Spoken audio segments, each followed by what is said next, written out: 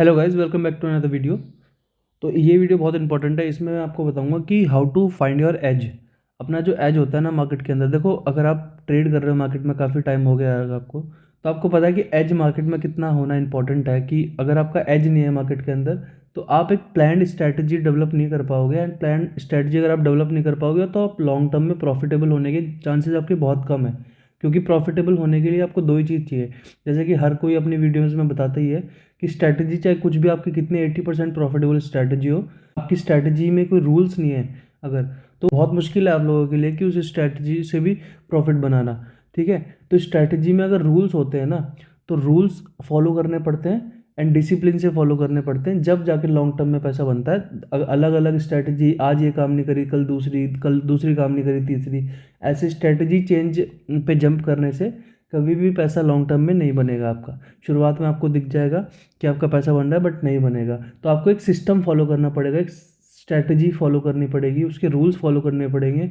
Market open होने से पहले उस प्लान को बनाना होगा, उस प्लान को बाद में मार्केट में एग्जीक्यूट करना होगा। ठीक है, अब वो स्ट्रैटेजी बनानी कैसे है, वो चीज़ें कैसे करनी है, वो इस वीडियो में हम डिस्कस कर रहे हैं कि अपना माइंडसेट कैसे रखना है। देखो सबसे मेन खेल तो होता है माइंडसेट के ऊपर, जैसे कि मैंने सारी वीडियोस में बताई है आपको कि स्ट्रैटेजी से ऊपर चीज़ें होती हैं, वो होती है माइंडसेट। कि आप सोच क्या रहे हो ट्रेड में एंटर करते वक्त, आप सोच क्या रहे हो एग्जिट करते वक्त, आप अगर होल्ड नहीं कर पा रहे हो तो आप क्या सोच रहे हो। आपका माइंड गेम है पूरा ये। और माइंड गेम आपका तभी सही हो पाएगा, मतलब ट्रेडिंग आप तभी सही से कर पाओगे जब आप डिसिप्लिन होगे। सिर्फ ट्रेडिंग में डिसिप्लिन नहीं होना चाहिए, आपको लाइफ में भी डिसिप्लिन होना चाहिए। ये देखो आपको बेकार लग रही होंगी बातें ये, बट लाइफ में अगर आप डिसिप्लिन नहीं हो तो आप ये मत एक्सपेक्ट करना कि आप ट्रेडिंग में डिसिप्लिन हो जाओगे। अगर आप लाइफ में डिसिप्लिन हो तभी आप ट्रेडिंग में डिसिप्लिन हो पाओगे। ठीक है, अब मैं सिंपल सा आपको समझाता हूँ कि एज क्या होता है।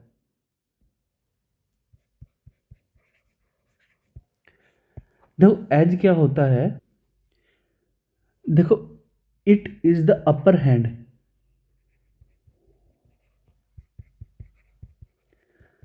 आपको ट्रेडिंग में एक अपर हैंड मिल जाता है अगर आपके पास एक एज है मार्केट के अंदर तो। अब अपर हैंड का मतलब क्या होता है, देखो जब भी कोई बंदा किसी बंदे से बॉक्सिंग करता है तो हमेशा उसका एक एज होता है। एज का मतलब कि अगर वो उससे अपर कट में वो अच्छा है, अपर कट में उसने बहुत अच्छी प्रैक्टिस करी हुई है, अपर कट मारता है एक बंदा, तो उसका अपर कट एक एज है, मतलब वो चीज़ उसको अच्छे से आती है। तो अपना एज कैसे निकालें ट्रेडिंग के अंदर, हम उसकी बात करने वाले हैं आज। ठीक है, तो देखो आपको सबसे पहले क्या करना है, आपको पहले खुद को एनालाइज करना है कि आप कब कब मार्केट में टेंस हो जाते हो, कब कब मार्केट में आपको टेंशन हो जाती है, कब मार्केट में आपको टेंशन होती है, कब मार्केट में आप नर्वस हो जाते हो, किन सिचुएशंस में, किन सिचुएशंस में आप ट्रेड को होल्ड नहीं कर पाते हो।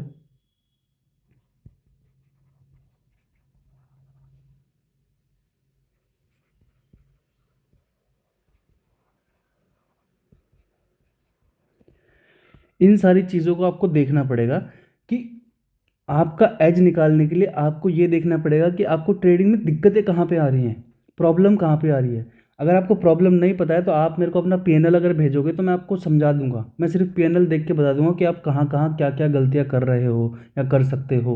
अपनी जर्नल बनाइए, उसमें लिखिए कि भाई मैं ट्रेड में एंट्री लेते वक्त डर जाता हूँ, या फिर मैं ट्रेड में एंट्री कर लेता हूँ बट मैं एग्जिट नहीं कर पाता हूँ सही टाइम पे, मैं ट्रेल नहीं कर पाता हूँ, मैं होल्ड नहीं कर पाता हूँ, है ना, मैं स्टॉक सिलेक्शन नहीं कर पाता हूँ। जो भी चीज़ें हैं, जो भी आप करते हैं, फ्यूचर में करते हैं फ्यूचर में, ऑप्शन में करते हैं ऑप्शन में, इक्विटी में करते हैं इक्विटी में, तो उन चीज़ों का लिख लीजिए पहले आप। तो आपके पास में लास्ट में क्या होगा ना, कुछ पॉइंट्स तैयार हो जाएंगे। तो फॉर एग्जांपल आपके पास 10 पॉइंट तैयार हो गए टोटल। अब उन 10 पॉइंट से अपने लिए एक एज डेवलप करेंगे हम, एज डेवलप करेंगे उन 10 पॉइंट से, कि उन 10 पॉइंट्स से हम उनको पहले अपना प्लान में उसको इंट्रोड्यूस करेंगे। और उस प्लान में इंट्रोड्यूस करने के पास उन 10 पॉइंट को, उनको ये देखा जाएगा कि उनको सुधारा कैसे जा सकता है। उनको एक ही चीज़ सुधार सकती है जो कि आपकी होती है रूल्स। अगर आपके पास रूल्स हैं स्ट्रैटेजी में, तो आपके जो 10 चीज़ें हैं ना, कि अगर एंट्री लेते वक्त नर्वस हो रहा हूँ, है ना, अगर एग्जिट लेते वक्त मेरे को टेंशन हो रहा है ना, ट्रेल नहीं कर पा रहा, होल्ड नहीं कर पा रहा, अगर इन चीज़ों में कोई भी प्रॉब्लम होगी तो ये रूल से ठीक हो सकती है। जैसे कि आपने एक स्ट्रैटेजी में रूल बनाया कि अगर मेरे को 4% मिलेगा तो मैं एग्जिट कर दूंगा, और अगर मुझे 2% का लॉस दिखेगा तो मैं एग्जिट कर दूंगा। तो यहाँ पे आपकी ये 2 चीज़ें तो क्लियर हो जाएंगी, क्लियर कट हो जाएंगे। वैसे ही हम जो अगर फॉर एग्जांपल 10 चीज़ें हैं या 5 चीज़ें हैं जो भी आपकी प्रॉब्लम निकलती है जर्नल में, उसको हम सॉल्व कर सकते हैं। इस वीडियो में मैं एग्जांपल लूँगा मेरा कि मैंने अपना एज कैसे ढूंढा और मैंने उसको कैसे कवर किया एंड मैंने कैसे अपनी स्ट्रैटेजी डेवलप करी। तो इस वीडियो में मैं उसके बारे में बात करूँगा। देखो, मैं पूरा सच सच बताऊँगा, कुछ भी झूठ फ्रूट नहीं बताऊँगा इस वीडियो में, पूरा सच बताऊँगा, कुछ झूठ नहीं बताऊँगा, ठीक है।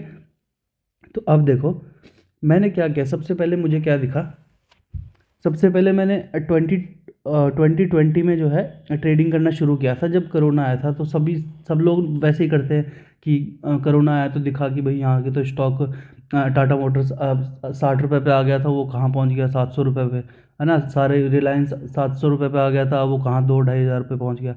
ऐसे सारे स्टील ही, टाटा स्टील वगैरह सब ऐसे थे कि जो करीब पे आ गए थे। तो मेरे को लगा यार हम क्यों नहीं पार्टिसिपेट कर पाए इसमें। तो फिर मैंने क्या किया, किसी फ्रेंड ने मेरे को बोला, फ्रेंड के पापा स्टॉक मार्केट में थे, तो उन्होंने बोला मेरे को कि येस बैंक ले लो। ये जुलाई की बात है, हम मार्च में लॉकडाउन लगा था, जुलाई में उन्होंने बोला येस बैंक ले लो।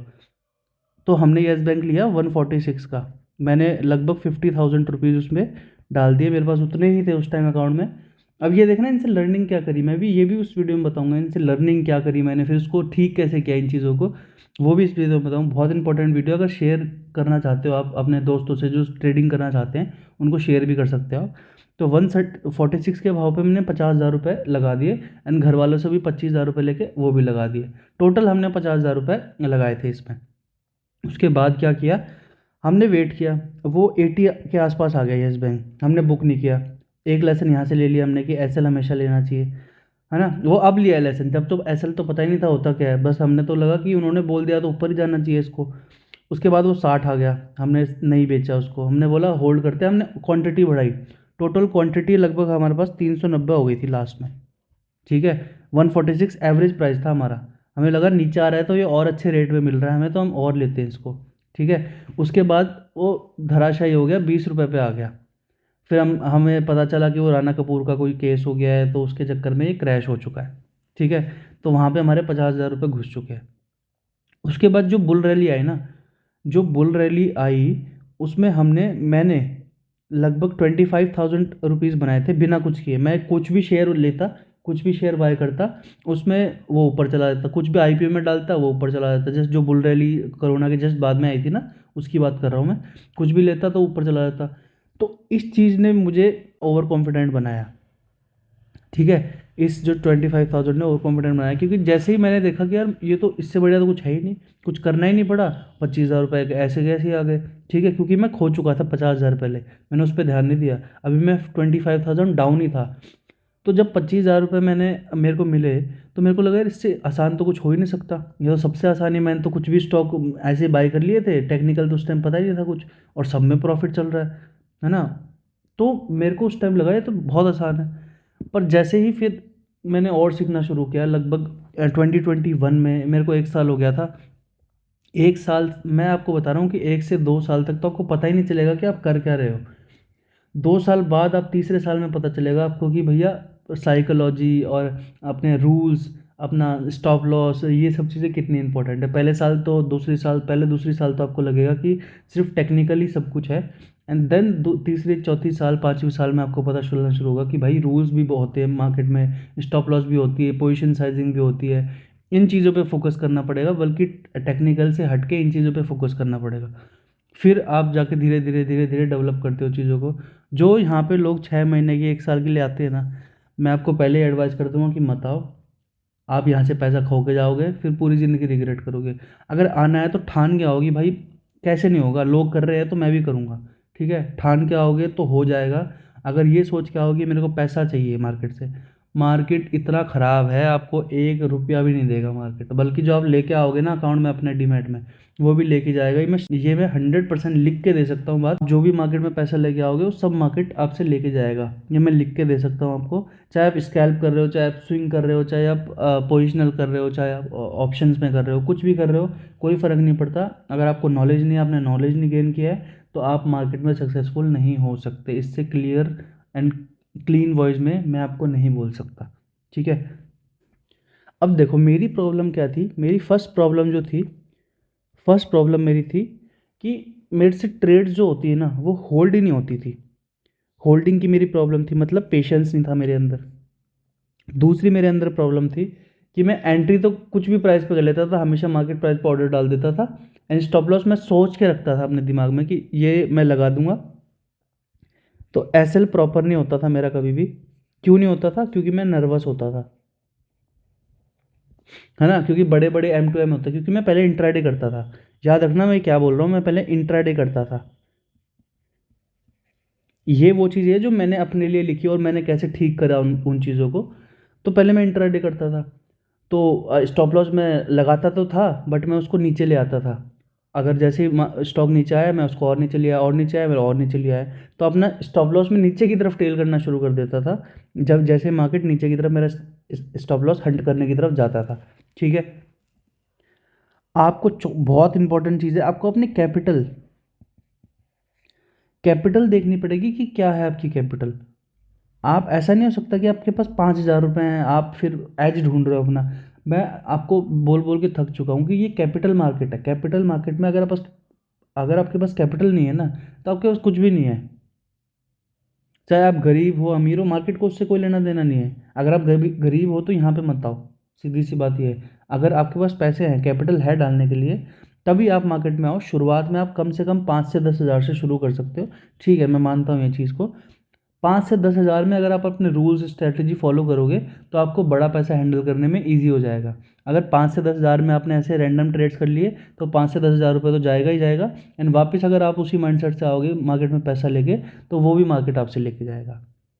ठीक है। तो चौथी चीज़, आपको कैपिटल पता होना चाहिए, अपने आपका कैपिटल कितना है। एंड आपको पांचवी चीज़ ये पता होना चाहिए कि मैं उस कैपिटल के ऊपर खो कितना सकता हूँ, पर डे कितना खो सकता हूँ, पर वीक कितना खो सकता हूँ, पर मंथ कितना खो सकता हूँ। ठीक है। फॉर एग्जाम्पल, अगर आपका 10K का आप कैपिटल है, तो उसके ऊपर कितना खो सकते हो ये आपको पता होना चाहिए, है ना। तो as per risk reward rules, तो आप 4% जो है मंथली अगर इस पे कमाते हो 10,000 पे, तो वो मोर देन इनफ है। 4% अगर आप मंथली अर्न कर लो, 4% कितना होता है 10,000 का? 400 रुपये। अगर आप 10,000 पे एक महीने का 400 रुपये अर्न कर रहे हो, तो वो बहुत अच्छा पैसा होता है। और 2% अगर लूज़ कर रहे हो, तो कोई दिक्कत नहीं है, कर सकते हो 200 रुपये का लगभग। तो आपका इसमें रिस्क रिवॉर्ड क्या होगा? 1:2। मार्केट में अगर आपकी स्ट्रैटेजी कितनी भी ख़राब है, अगर आपकी 40% 50% भी वो है, अगर आपकी विन रेट है, तो भी 1:2 अगर आपका रिस्क रिवॉर्ड रेशियो है, तो अच्छा खासा पैसा आपको at the end of the year मिल सकता है। ठीक है। अब ये 5 चीज़ें हो गई। उसके बाद में आपको देखना अपना रिस्क एपेटाइट।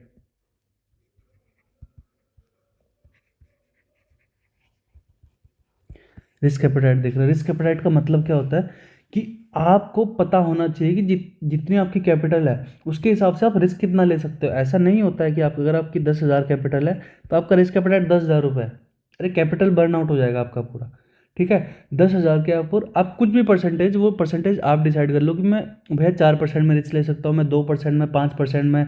जिस असेट क्लास में ट्रेडिंग कर रहे हो, उसके हिसाब से आपका वो होना चाहिए। जैसे कि मैं ऑप्शंस करता हूँ अगर, तो मैं बेसिकली ऑप्शन सेलिंग करता हूँ, स्ट्रैटेजी बेस स्ट्रैटेजी बना के। तो उस पर भी मैं आता हूँ, वहाँ पे मैं कैसे पहुँच गया। ऐसे डायरेक्ट में पहले स्विंग कर रहा था, स्टॉक्स कर रहा था, तो वहाँ कैसे पहुँच गया मैं।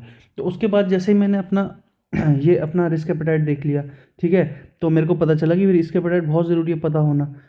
अब जैसे ही जहाँ पे भी आपको एंट्री करनी है, फॉर एग्जांपल आपको पर डे का रिस्क आपका पता चला कि पर डे मैं रिस्क ले सकता हूँ 200 रुपये का। ठीक है। 200 रुपये का पर डे रिस्क ले सकता हूँ मैं। तो अगर मैं पर डे का 200 का रिस्क लेता हूँ 10,000 के ऊपर, 10,000 के ऊपर अगर मैं पर डे का 200 का रिस्क लेता हूँ, तो मेरे ये, अगर मैं डेली भी लॉस करता हूँ, तो मेरे 50 दिन चलेंगे ये पैसे। और मैं लिख के दे सकता हूँ, डेली अगर कोई लॉस कर रहा है ना, तो वो हो ही नहीं सकता, पॉसिबल ही नहीं है। डेली 50 दिन तक कोई लॉस कर रहा है बंदा, उसकी एक ट्रेड भी सही नहीं हुई है, ऐसा नहीं होता है। अगर, तो उसको ये चीज़ें पहले फिगर आउट करनी पड़ेगी। अगर उसका पर डे का रिस्क एपेटाइट है 200 रुपये का, तो 200 रुपये वो सिर्फ खो सकता है दिन के। ठीक है। अगर आपको स्टॉप लॉस नीचे मिल रहा है, तो आपकी क्वांटिटी डिक्रीज कर दो। आप क्वांटिटी कैसे डिक्रीज करनी है? फॉर एग्जांपल, आपका एक दिन का रिस्क एपेटाइट है 200 रुपये।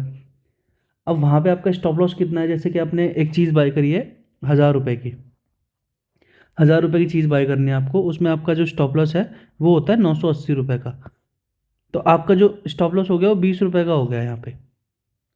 ठीक है। तो 20 रुपये से आप अगर इसको डिवाइड करोगे, तो आप क्वांटिटी कितनी ले सकते हो? सिर्फ 10। आप सिर्फ और सिर्फ 10 क्वांटिटी परचेज कर सकते हो उस स्टॉक की, जब आपको जाके 200 रुपये से ज़्यादा रिस्क नहीं होगा, अगर आपका सेम स्टॉप लॉस रहा तो 980। समझ रहे हो? तो ऐसे अपनी पोजीशन आपको बना के रखनी है, पोजीशन ऐसे बनानी है आपको, पोजीशन साइजिंग ऐसे करनी है आपको, एंड आपको अपना रिस्क एपेटाइट के हिसाब से स्टॉप लॉस ऐसे लगाने हैं। ठीक है, तो ये चीज़ें आपने देख ली। अब रिस्क एपेटाइट हमें पता चल गया, उसके बाद आप ये देखोगे कि मार्केट में जब एम चल रहा होता है, एम का मतलब क्या होता है, मार्क टू मार्केट मतलब का पी जो चल रहा होता है ना, तो उससे आपको नर्वस होता है, वो ऊपर नीचे होता है, तो आपको कैसा लगता है? ठीक है, वो आपको फिगर आउट करना पड़ेगा। जैसे मेरे पर्सनल केस में मुझे अच्छा नहीं लगता था, मेरे से हैंडल नहीं हो पाता था वो, जब भी मेरे को ज़्यादा लॉस होता था तो मैं वो हैंडल नहीं कर पाता था कि यार अब इसको कैसे हैंडल करूँ, जो मैंने सीखा भी था वो भी मैं कर नहीं पा रहा था। तो उसके बाद में मैंने ये डिसाइड किया कि मेरे को ट्रेडिंग स्ट्रैटेजी ऐसी चाहिए पड़ेगी जिसमें ज़्यादा स्विंग्स नहीं होते हैं। ठीक है, मेरे को इतना ज़्यादा नुकसान नहीं दिखाएगा इस पर मेरे कैपिटल डिप्लॉयड कि भैया मेरे से हैंडल ही नहीं हो पा रही, मैं एडजस्टमेंट्स कर ही नहीं पा रहा हूँ। ठीक है, तो ये पता होना आपको ज़रूरी है कि आप नर्वस होते हो कि नहीं होते, या फिर आप हैंडल कर पाते हो, तो आपके लिए अलग स्ट्रैटेजी हो जाएगी। मैं हैंडल नहीं कर पाता था तो मेरे लिए एक अलग स्ट्रैटेजी मैंने डिप्लॉय करी मार्केट के अंदर। अब ये चीज़ आपको अगर पता चल गई है, ठीक है, अब ये चीज़ें मुझे पता चल गई तो मैंने डिसाइड किया कि भाई ऐसी कौन सी स्ट्रैटेजी हो सकती है कि मैं इन चीज़ों से बच सकता हूँ एंड एक लॉन्ग टर्म में प्रॉफिटेबल हो सकता हूँ एंड अपना प्रॉफिट मार्केट से निकाल सकता हूँ as per my capital diploid. तो मैंने क्या चीज़ नोटिस करी कि मोटा मोटी अगर एफ एंड ओ में कोई काम कर रहा है तो उसकी दो चीज़ें इंक्रीज हो जाएंगी यहाँ से, एक तो रिस्क इंक्रीज हो जाएगा, उसका रिवॉर्ड भी इंक्रीज हो जाएगा। बट तीसरी चीज़ के बारे में कोई बात नहीं करता कि उसका मार्केट में एक्सपोजर तो इंक्रीज होगा ही होगा, बट मार्केट में उसके लिए टेंशन जो है ना, टेंशन जो है वो बहुत इंक्रीज हो जाएगी। एक्सपोजर और टेंशन की कोई बात नहीं करता। तो मैं बताता हूँ आपको, मार्केट में एक्सपोजर का मतलब क्या होता है कि कोई भी ब्लैक स्वान इवेंट अगर आता है मार्केट के अंदर, तो एफ एंड ओ में आपको जितना लॉस हो सकता है उतना आपको नॉर्मल स्टॉक अगर आपने बाय किया तो उसमें नहीं हो सकता है। मार्केट में एफ एंड ओ में अगर आप नेकेड एफ एंड ओ कर रहे हो तो उसमें आपका मार्केट में बहुत ज़्यादा एक्सपोजर हो जाता है, आप हैंडल नहीं कर पाते हो उसको। ठीक है, तो एक तो आपको पता चल गया कि एफ एंड ओ अगर नहीं करना है, नेकेड एफ एंड ओ नहीं करना है, अब वो भी मैं बताऊंगा कि क्या करना है, अगर नेकेड नहीं करना है तो क्या करना है। ठीक है, अब मुझे पता चला कि मेरा एम से मेरे को टेंशन होता है, तो मैंने कोई ऐसी स्ट्रैटेजी ढूंढी कि भाई जिससे ज़्यादा एम स्विंग ना होते हो जिसमें, तो उसमें मुझे मेरा कैलेंडर स्प्रेड्स।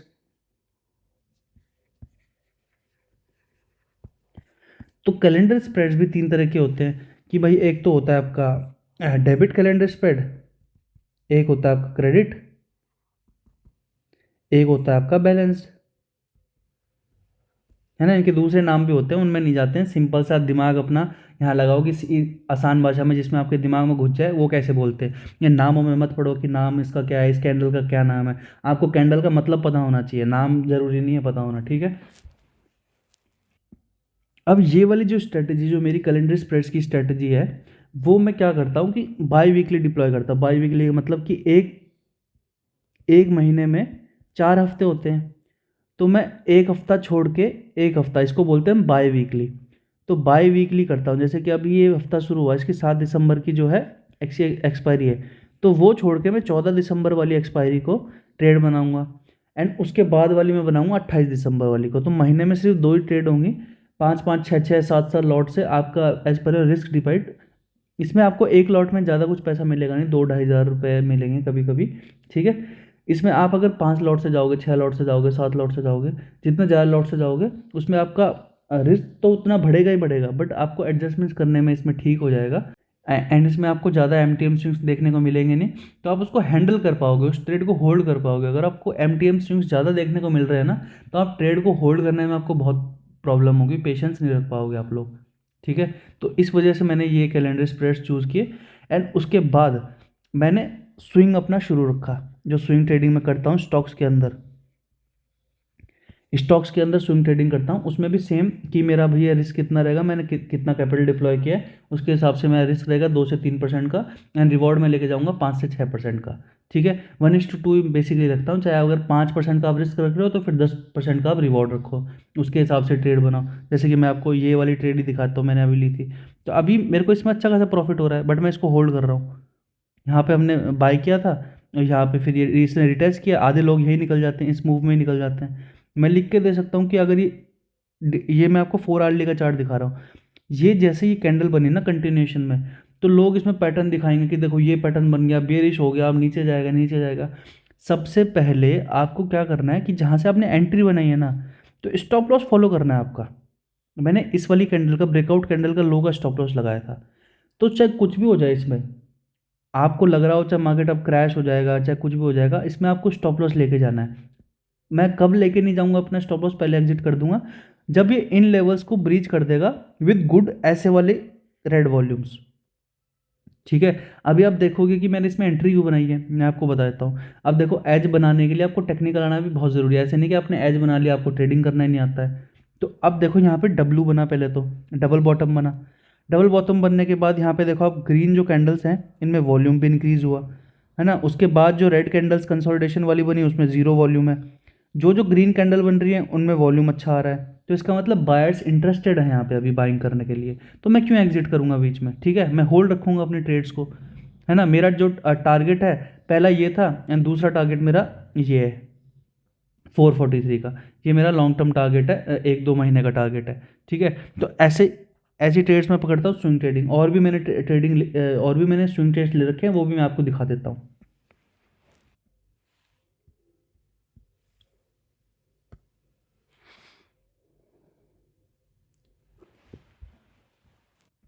तो एक ये ट्रेड चल रहा है मेरा, है ना, टीसीएस का ट्रेड चल रहा है, आरती इंडस्ट्रीज़ का एक ट्रेड चल रहा है मेरा।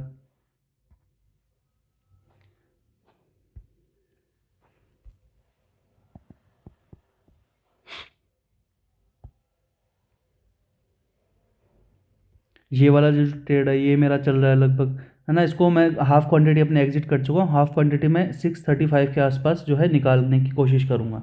ठीक है, और भी कुछ ट्रेड चल रही है। अगर आपको इस बारे में जानना है कि मैं कौन से स्टॉक्स चूज़ करता हूँ स्विंग ट्रेडिंग के लिए, है ना, और मैं आपको कहाँ बता सकता हूँ, तो वो आप मेरे को बता देंगे तो मैं उसकी भी वीडियो डाल सकता हूँ कि top 5 stocks for swing trading, जिसमें मैं एंट्री बनाता हूँ, मैं वही बताता हूँ, मैं फालतू फंड का वो नहीं करता।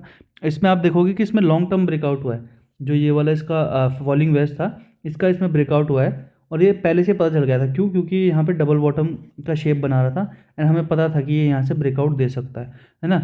तो कैसे पकड़ते हैं बॉटम के ऊपर कोई भी स्टॉक्स, कैसे हम ट्रेड कर पाएंगे उनके ऊपर, कौन कौन से स्टॉक्स चूज़ कैसे करने हैं, है ना, जो भी स्टॉक्स चूज़ कर रहे हैं वो चूज़ कर कैसे रहे हैं हम, तो वो चीज़ें हम बताएंगे आपको उस चीज़ में। तो यहाँ पे आपको ये चीज़ें करनी है जो मैंने आपको बताई है ना, कि एज फाइंड आउट करने के लिए आपको ये चीज़ें करनी है। एज फाइंड आउट करने के लिए आपको अपनी नॉलेज भी होनी चाहिए।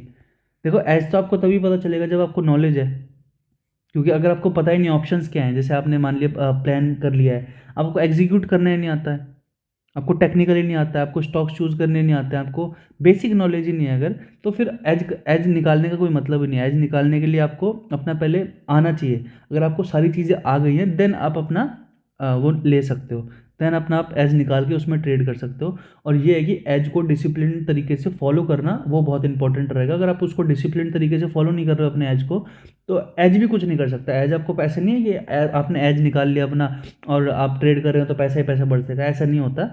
आपको आपको पता रहेगा कि आप क्या कर रहे हो मार्केट में। आप ऐसे ही मतलब अनप्लान्ड काम नहीं कर पाओगे मार्केट में। अगर आपका एज है मार्केट में, एक डिसिप्लिन है मार्केट में, एक रूल्स है मार्केट में, तो अनप्लान्ड काम जो करता है मार्केट में उसको मार्केट लात मारती है।